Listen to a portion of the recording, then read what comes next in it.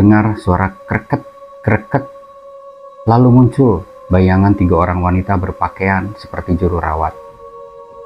Tiba-tiba lampu kamar mandi padam, dan dengan ketakutan saya lari menerobos di antara ketiga bayangan wanita itu.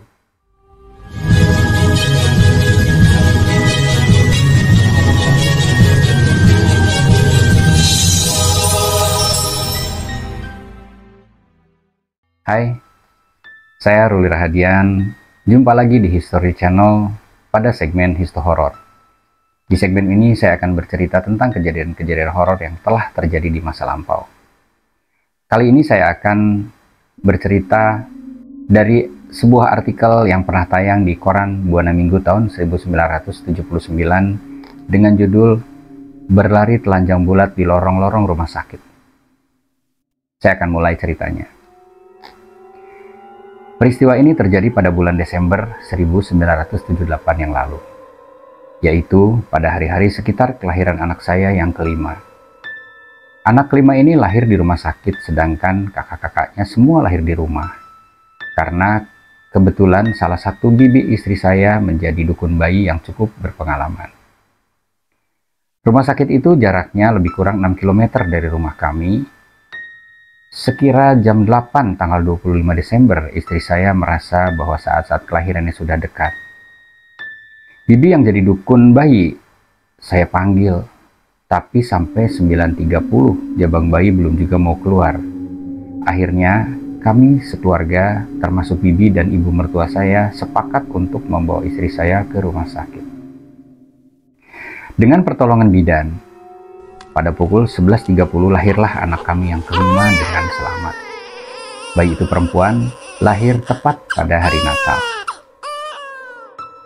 Selama di rumah sakit, istri saya menempati kamar kelas 2. Dibanding dengan letak kamar-kamar bersalin untuk kelas 1, kamar yang ditempati istri saya lebih ramai.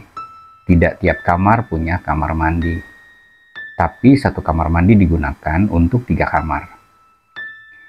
Satu keuntungan bagi kami karena rumah sakit itu bebas jam menengok pasien. Bahkan pasien boleh ditunggu. Dan karena baru pertama kali ini istri saya melahirkan di rumah sakit, maka saya menunggunya tiap malam tidur dengan tikar di lantai. Selama saya menunggunya dengan tidur di rumah sakit, 1-2 hari tak ada kejadian yang perlu diceritakan. Semuanya berjalan biasa. Kawan-kawan yang sama-sama menunggu pasien juga banyak. Jika perlu buang air kecil atau besar, kamar mandi manapun boleh dipakai. Malam ketiga, waktu saya akan buang air kecil, ternyata kamar mandi di kelas 2 sedang dipakai semua. Terpaksa saya lari ke kamar mandi kelas 1. Tempatnya agak seram, sepi, dan di dekatnya banyak pohon-pohon besar yang menyeramkan. Walaupun begitu, karena sudah kebelet akan buang air kecil, saya tekan rasa takut itu dan masuk ke kamar mandi kelas 1. Suasana sepi sekali. Tiba-tiba waktu saya belum selesai buang air kecil, mendadak lampu di dalam kamar mandi itu padam. Rasa takut tiba-tiba menerkam. Tanpa pikir panjang lagi, saya ambil langkah 1000. Saya tidak tahu apa sebab lampu itu tiba-tiba saja padam, padahal lampu-lampu di tempat lain terang menyala. Mungkin ada orang yang sengaja hendak menakut-nakuti saya. Hari keempat saya datang ke rumah sakit agak terlambat karena banyak pekerjaan yang harus saya selesaikan. Saya bahkan belum mandi. Ketika sampai di rumah sakit setelah menjenguk istri saya sebentar, saya pun keluar dari kamar hendak mandi. Tapi ternyata kamar mandi kelas 2 dan kelas 3 isi semua, sedang dipakai. Sambil menunggu saya berjalan-jalan di lorong rumah sakit itu. Soalnya mau mandi di kamar mandi kelas 1, saya sudah tidak berani lagi. Waktu sampai di simpang 4 lorong rumah sakit itu, dari kegelapan muncul sesosok tubuh. Rupanya seorang wanita. Mungkin dia pasien juga. Wanita itu bertanya, "Mau kemana saya?" Saya katakan, "Menunggu kamar mandi kosong." "Hendak mandi." Si wanita itu menunjukkan ujung barat lorong itu. Katanya di situ juga ada kamar mandi. Saya segera pergi ke tempat yang ditunjukkan oleh wanita tadi. Benar, di situ ada kamar mandi bersih lagi. Tidak berbau pesing, tapi baunya agak lain. Saya masuk, pintu saya tutup. Baju segera saya lepaskan dan saya sandarkan di kapstok. Baru saja saya mengambil gayung hendak mengguyur tubuh, tiba-tiba terdengar suara rintihan. Mungkin penderita luka-luka di bangsal sebelah barat, pikir saya. Saya ambil air dan saya guyurkan di tubuh saya segera. Segar. Baru 2 guyur terdengar suara kreket, kreket, kreket. Saya mulai merinding. Saya menengok ke arah pintu. Barangkali ada orang mau masuk. Beberapa guyuran lagi, terdengar suara kreket-kreket makin keras dan makin gaduh. Saya tak bisa lagi menahan rasa takut. Segera saya ambil handuk dengan maksud tak usah menyelesaikan mandi saya. Baru saja tangan saya memegang handuk, tiba-tiba pintu terbuka.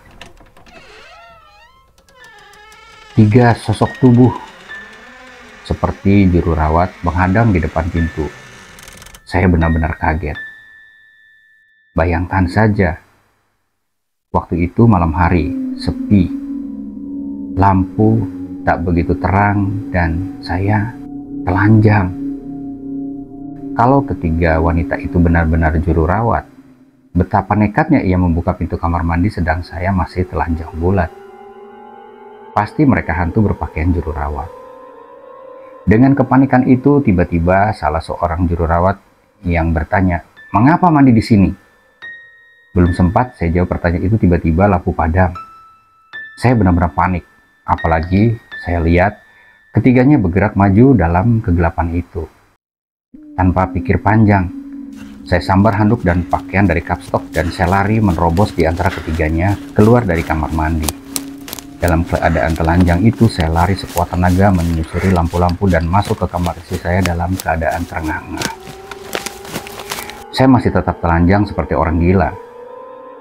Istri saya kaget melihat keadaan saya. Ia bertanya-tanya, tapi saya tak sempat menjawab karena sibuk berpakaian. Seorang juru rawat yang pernah saya kenal wajahnya muncul di pintu dengan terheran-heran. "Ada apa? Kenapa Pak Rum berlari-lari?" tanyanya. Ia tidak menyebut tentang ketelanjangan saya. Saya sedang mandi. Di kamar mandi itu, kamar mandi yang mana? Saya tunjukkan arahnya dan saya lihat perubahan wajah juru rawat itu. "Siapa yang suruh?" tanyanya dengan nada tak enak didengar. Saya ceritakan sejak permulaan. Juru rawat itu mengangguk-angguk. Kemudian ia menjelaskan, "Itu bukan kamar mandi biasa. Itu kamar mandi untuk memandikan jenazah." Untung saja, esok harinya istriku sudah boleh pulang hingga aku tak usah berlama-lama lagi di rumah sakit. Cerita tentang kamar mayat atau kamar jenazah pun juga sering menghiasi ragamnya cerita horor yang ada di Indonesia, bahkan mungkin juga di luar negeri. Kadang kita selalu mengait-ngaitkan dengan jenazah, dengan mayat, dengan kejadian horor. Padahal masalah roh itu adalah bukan urusan kita. Karena masalah roh adalah hak prerogatif Tuhan. Dan kita percaya bahwa seseorang yang meninggal telah kembali kepada penciptanya. Saya Ruli Rahadian, sampai bertemu di kisah yang lebih menarik lainnya.